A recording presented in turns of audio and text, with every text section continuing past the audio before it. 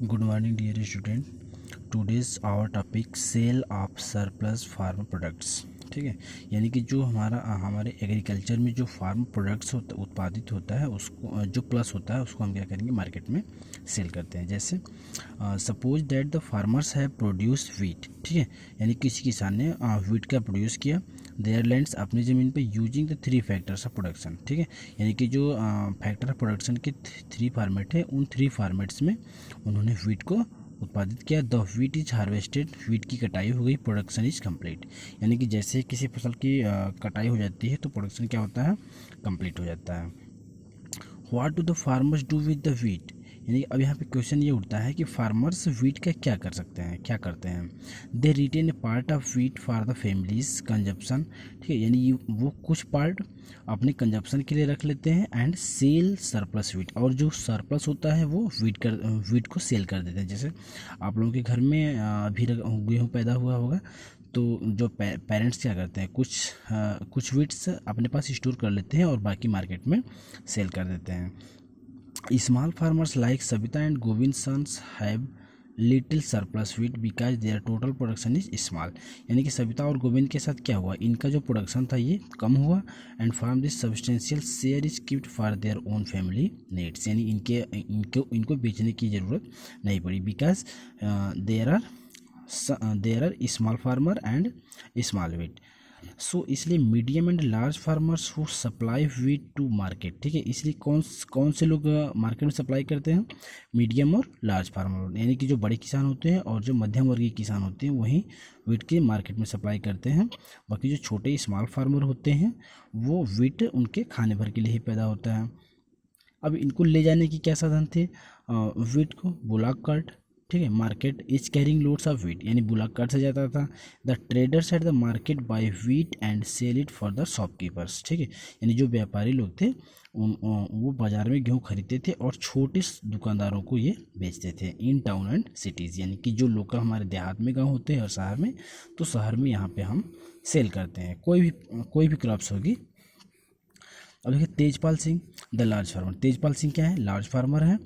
Surplus of 350 quintals of wheat. ठीक है, यानी इनके पास गेहूं का उत्पादन कितना हुआ, 350 कुंटल हुआ.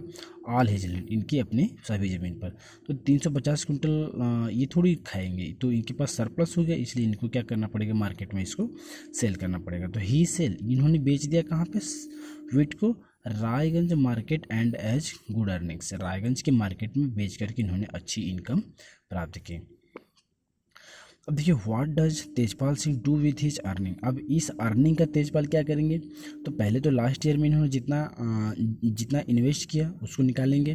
Tejpal Singh money bank account, इन्होंने अपनी मनी को क्या किया, बैंक अकाउंट में कर लिया. कुछ लोग घर मकान भी बनाते हैं. ठीक है, saving lending farmers like Savita who are need of loan. ठीक है, और जैसे सविता जैसे जो किसान होंगे इनको ये क्या करते हैं, लोन प्रोवाइड कर देते हैं.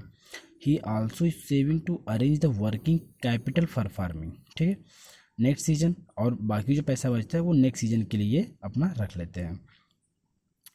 This year Tejpal Singh plans. अब इनके पास ज़्यादा अर्निंग हुई तो इनका प्लान क्या था, earning to buy another tractor would increase his fixed capital. ठीक है, यानी कि जो ज़्यादा अर्निंग हुई तो इन्होंने क्या सोचा कि इस अर्निंग से हम एक ट्रैक्टर खरीद लेते हैं. तो ट्रैक्टर क्या हो जाएगा, इनका एक फिक्स्ड कैपिटल हो जाएगा. बाय द मान लीजिए ट्रैक्टर में 3 लाख 4 लाख लगेगा, लेकिन इनके क्या हो जाएगा, ये एक फिक्स कैपिटल हो जाएगा, 3 लाख रुपये लग जाएंगे. Like Tejpal Singh other large and medium farmers. Tejpal Singh कैसे किसान हैं, तेजपाल सिंह और दूसरे लार्ज और मीडियम फार्मर्स क्या करते हैं, सेल कर देते हैं फ्राम प्रोडक्ट्स. ठीक है, सेल कर देते हैं, जो भी उत्पाद इनके पास एक्स्ट्रा उत्पाद होते हैं उनको ये सेल कर देते हैं. ए पार्ट ऑफ द अर्निंग, अब जो भी पार्ट, ठीक है, अर्निंग पार्ट जो होता है उसको सेव करते हैं कि buying the capital for the next season, और इसको ये नेक्स्ट सीजन के लिए रख लेते हैं ताकि आराम से फार्मिंग हो सके.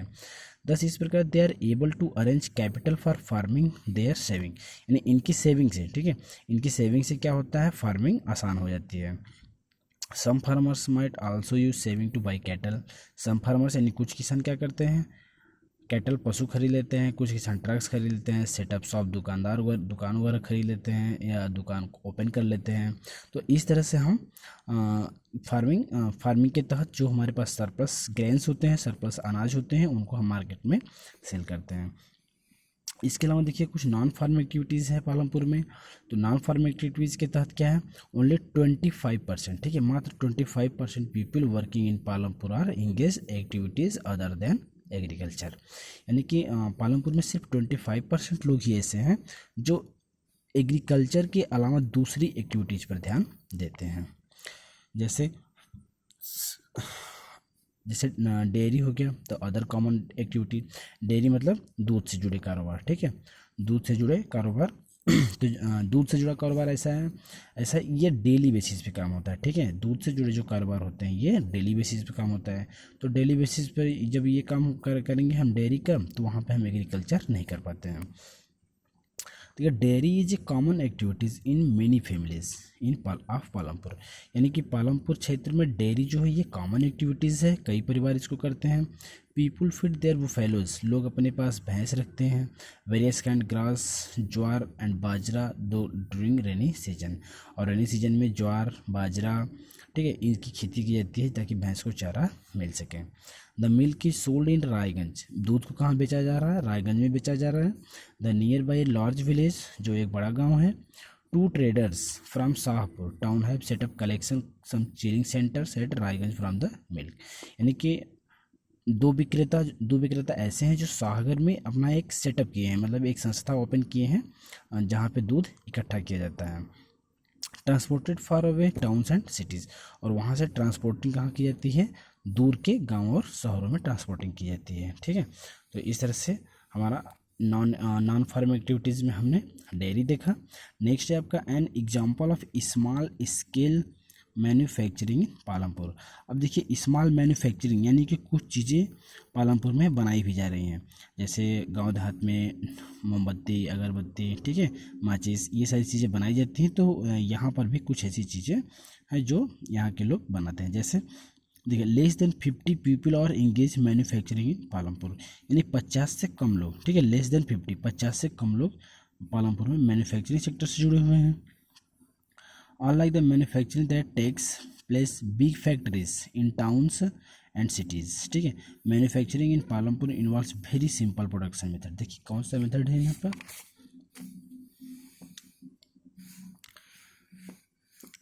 एंड आर डन और स्मॉल स्केल, छोटे पैमाने पर यहाँ पे मैन्युफैक्चरिंग का काम किया जा रहा है, ठीक है। जैसे हो सकता है कार्टन वगैरह का काम होता हो ना, रजाई गद्दे का काम जैसे होता है घर पर, और अगरबत्ती मोमबत्ती वगैरह का, ये सारे काम जो है आसानी से छोटे स्तर पे किए जा सकते हैं। नेक्स्ट है आपका Mishri Lal has purchased a mechanical sugarcane crushing machine run on electricity and setup on his field. देखिए मिश्री लाल ने क्या किया, परचेज किया है क्या, मैकेनिकल शुगरकेन क्रशिंग मशीन, यानी कि जो गन्ना होता है, गन्ना को दबाने वाली मशीन, गन्ना को दबा करके उससे क्या निकालते हैं, रस, यानी वो मशीन किससे संचालित थी, इलेक्ट्रिसिटी से। Sugarcane crushing